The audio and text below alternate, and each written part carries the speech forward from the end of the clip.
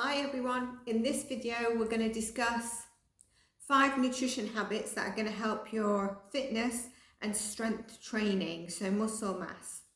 Tune in. So discussing 5 nutrition habits for strength training and muscle.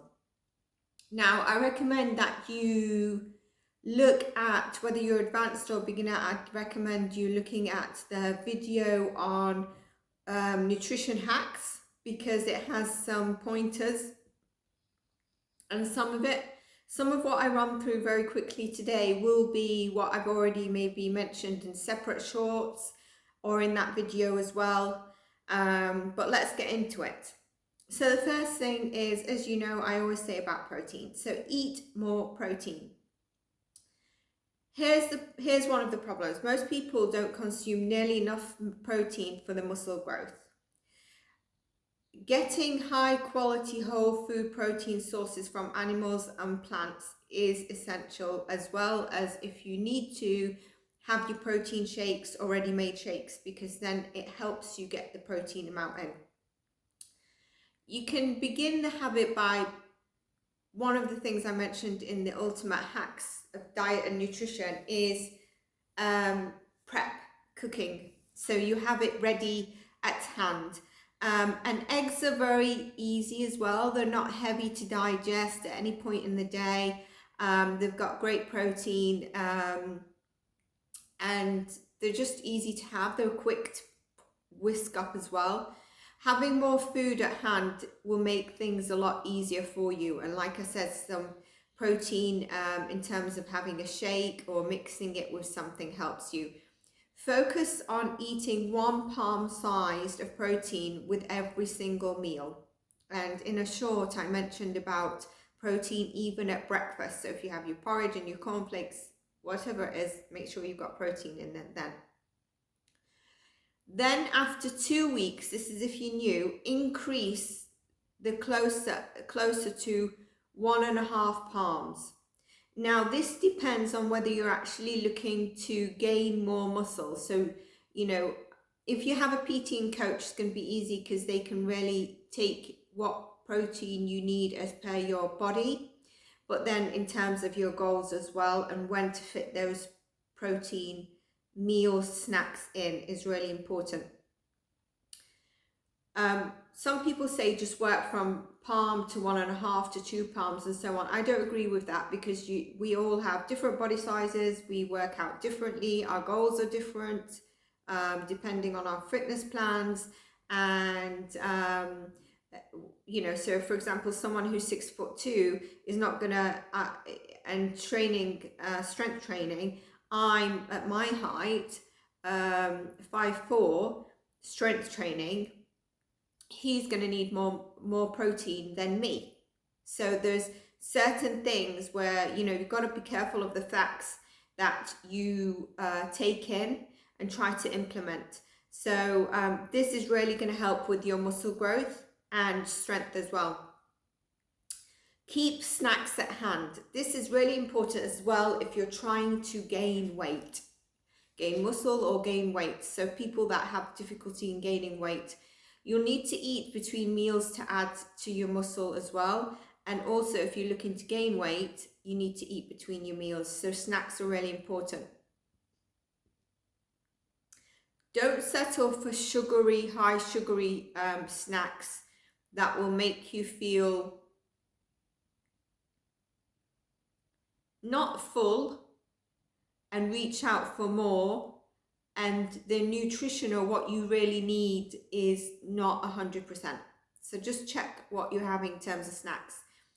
Having the right snacks at hand with little prep, you're well prepared as well. So there's not much planning to them. You've got a stash of healthy snacks near you, whether it's your desk, whether it's in your bag, whatever it is, in the car. It could be high quality protein bars, it could be mixed nuts, it could be seeds. Some people like beef jerky on them as well. Single serving pockets of coconut oil and almond butter can be a lifesaver in a pinch, if you're looking to make sure you're adding your calories that's needed. when you're creating new and better food habits, be prepared. That is the essential thing.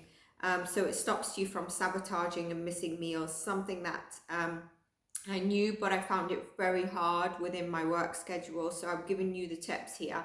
Number 3, support digestion. You're going to be eating more food than you used to, and your digestive system probably will need to work a bit harder, secreting, the digestive fluids that help digest and break down food and extra food. So you might want to consider supplements like digestive enzymes to reduce the burden on the digestive system and just to help it. Probiotics are also a great way to support the digestive system, so it adapts to the extra volume of food. Now, if you've done this for a while and your digestive system is fine, then fine. For example, for me, I've got IBS, and it's mainly triggered around stress and stuff, because I know what foods, and I have staple foods that just, or simple foods that I tend to grab and or go to all the time when I'm prepping or whatever it is. But like if you're increasing it, sometimes you do need that help. But some people have a strong digestive system, and it can just, as soon as they start increasing food, it keeps up. But it is ideal in the beginning if you are increasing by quite a bit. And I wouldn't, if any coach or PT says for you to suddenly increase by, I don't know, 500 calories, that's a lot, and you might not be able to do it, and you might be able to do it.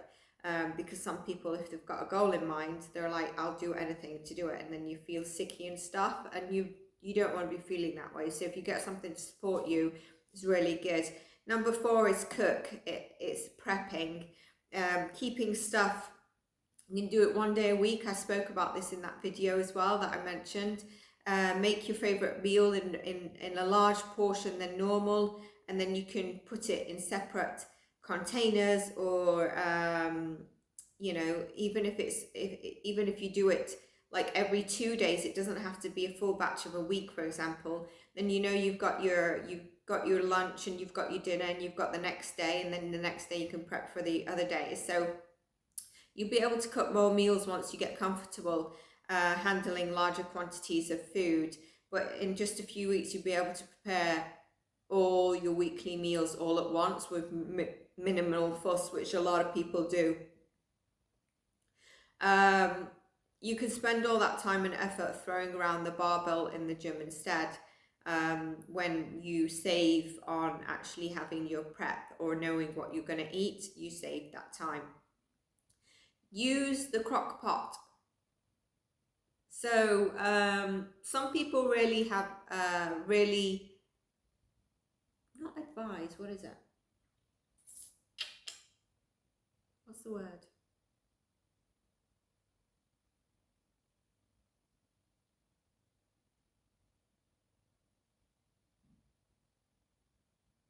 It's their go-to. The word will come to me, but it's their go-to because you can put everything in it, whether it's dense veg, meat, your carbs. You could just put whatever you want in it, and the meal is done. You put it on a timer, put all your ingredients in, and half a cup of water or some chicken stock for flavor, then turn it on low and magic happens. You have your food at the timer you want to eat, and you can you can time it to take as long as it needs to. So if it's like you want to slow cook a steak or a chicken or something, you can do that as well, because you set it earlier, and then you have something really nice and lush to eat, but healthy. Cooking couldn't be easier than that, really. And also, if you just shove it in there for the time that it needs, then you can have a shower and stuff, and by the time you're done, your lunch or whatever it is done. So you can find there's quite a few recipes on the crock pots, so they're very handy. And these were your 5 just quick tips. Like I said, check the video out, which has more details in terms of the ultimate diet and nutrition hacks. It's for everyone. When you hear diet, I don't mean a restricted diet that you're following. I don't mean that at all. The way I go about stuff with the clients as well is that it needs to be something sustainable, so that we sustain your routine, we achieving your goals, but then we move on and you're able to continue. Restricting yourself very strictly, okay, for weight loss, fat loss initially can be very temporarily, and it needs to be in a programmed way, which your coach can help you with, is fine, but it's not going to be sustainable. So I hope these helped. If they did, that was a quick 10 minutes. Give this a like, subscribe. A lot of the views I get are not subscribers. I'd love to know what subject you'd like me to cover, and I can do that for you. If you've got any questions, want to work with me, details will be in the description, and I'll see you in our next video. Take care.